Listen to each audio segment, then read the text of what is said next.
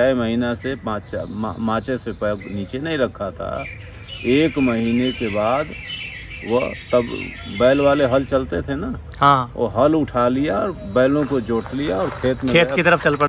पुरानी खांसी हो, टीबी हो और हो, दमा हो, उसको भी वो इतना लाभ करता है कि क्या बताएं। गरीबी नुक्सा में बहुत बढ़िया, बूढ़े से लेकर के जवान तक, बच्चे से लेकर के बूढ़ा तक महुए का फूल का प्रयोग कर सकता है। अब सर्दी आ रही है, महुए का फूल, महुए का फूल, अच्छा, महुआ का जो दरकत है ना, ऐसे इधर ये जो जामुन का दरकत है, हाँ, इससे बड़ा बड़ा दरकत होता है, मोटा मोटा दरकत होता है। अच्छा, महुए का बहुत है बड़े बड़े, हाँ, मोटा मोटा। मेरा तो 2-2, 3-3 आदमी को पकड़ने भर का ऐसे ऐसे देखा हुआ है महुए का।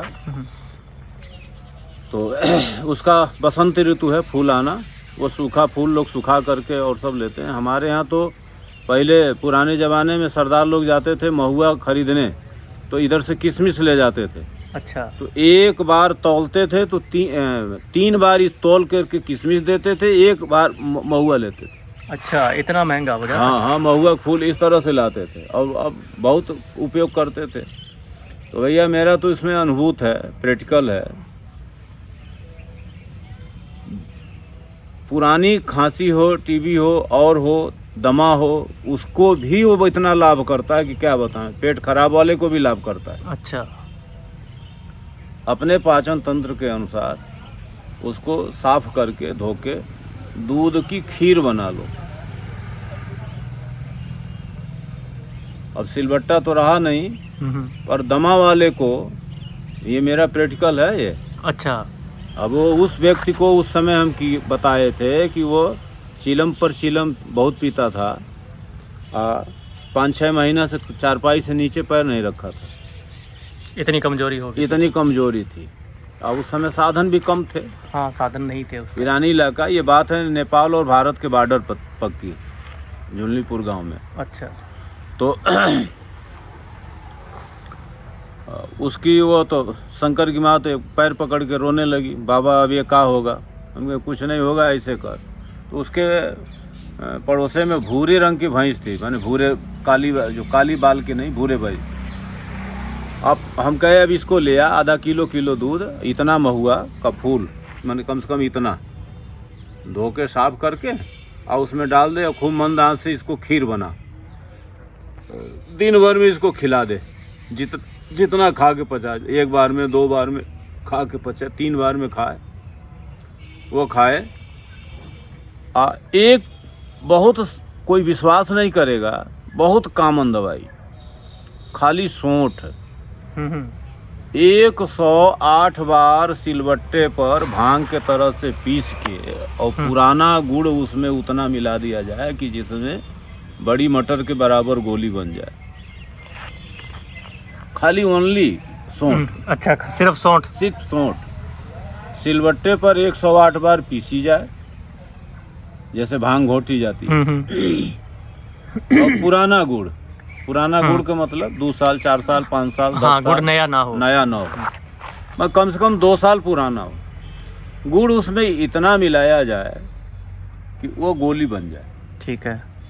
वो इतना क्षुधा वृद्धि करती है, इतना दोष निकालती है, अग्निमंद को इतनी उद्दीप्त करती है। ये मेरे प्रैक्टिकल बता रहे हैं। हमने उससे कहा था 2 गोली सुबह, 2 गोली शाम को। अच्छा, या 1 गोली सुबह, 1 गोली शाम को, पानी से बोले और ये खीर का। रिजल्ट ये निकला कि 1 महीने के बाद वही व्यक्ति जो 6 महीना से माचे से पैर नीचे नहीं रखा था, 1 महीने के बाद वह, तब बैल वाले हल चलते थे ना, हाँ, वो हल उठा लिया और बैलों को जोत लिया और खेत की तरफ चल पड़ा। खेत की तरफ गया हल जोतने। अब क्या माने, अच्छा उस समय साधन भी नहीं थे, थोड़ा वो पानी का इलाका भी है, 62 के बाद से वो ज़्यादा पानी का वो लहर। अब तो मिट्टी बदल गई, अब तो पानी बदल गया, नहीं तो प्यास लगता है तो कुआं में इतने मोटे पर्त जमते थे कच्चे। अच्छा, तो सवेरे सवेरे पर्त जमता, जैसे बर्फ जमता ना पानी ऊपर, इस तरह से इतना मोटा जमता था। तो गगरा में रस्सी बांध करके पहले ऐसे ऐसे मार करके उसको वो तोड़ते थे, उसके बाद पानी भर कर तब पीने लायक होता। मैंने वो कच्चापन, पानी का कच्चा होता है, वो पानी कच्चा उसको कहते थे। अच्छा। कच्चा पानी। अब तो पानी उधर भी बदल गया। तो उस समय भी यह काम करता था। तो ये अब वो काम कर सकता है, तो इसमें नहीं काम कर सकता।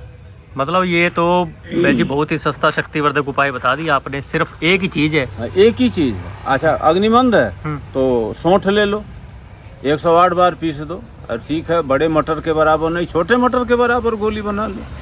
एक गोली सुबह, दो गोली शाम को, अग्नि उद्दीप्त हो जाएगी। और उसको दूध में पकाओ, जैसे खीर बनाई जाती है महुए के फूल को। उसके अंदर एक जीरा होता है, अच्छा। जीरा टाइप, उसको साफ कर दो, धो दो, और इतना डाल दो दूध में, 1 किलो दूध में डाल दो, खूब बढ़िया खीर के। तो अपने पाचन के तंत्र के अनुसार दिन भर में, हम नहीं कहते एक ही बार खा के पेट खराब कर लो, जितना हाँ, जितना पचता है उतना जितना खाए। पचता है, धीरे धीरे। इतनी बढ़िया टॉनिक है कि अब क्या बताऊं, इतना बढ़िया। उतना ही नहीं, माने स्वास्थ्य चलो जो होगा, सर्दी भी नहीं लगेगी। अच्छा। हाँ, हाँ, शरीर में जब इतनी ताकत आएगी तो सर्दी कहाँ से लगेगी? सर्दी भी नहीं लगेगी, और बैठा भी नहीं जाएगा। जब शरीर, हाँ, जब शरीर में बल होगा तो बल बैठेगा ही होगा तो क्यों आदमी? फिर वो तो इतना, ये सब, ये दोनों तीनों नुस्खे जो हैं, ये मेरे तो प्रैक्टिकल किए हुए हैं। तो भैया जी ये तो बहुत ही बढ़िया ये जानकारी लाइफ दे टाइम दी। लेने हाँ। लायक है। ये नहीं कि मैंने बताया हर साल लो, कोई दिक्कत नहीं। सर्दी ले लेंगे। सर्दी ले लो। ठीक ठीक। मान लो गर्मी है, तो अब तो दीपावली बाद लेना शुरू कर दो। ठीक है भैया जी। ये कम मात्रा में ले लो, 15-20 दाना, कोई जरूरी है कि इतना डालो। हाँ, 20-25 दाना डाल लो महुआ का फूल, 30 दाना डाल लो, खूब बढ़िया से दूध में गर्म कर लो, कफ बनने नहीं देगा। इतना सा त्रिकट उठा के उसमें डाल दो, कफ बनने नहीं देगा, और फर्स्ट क्लास का।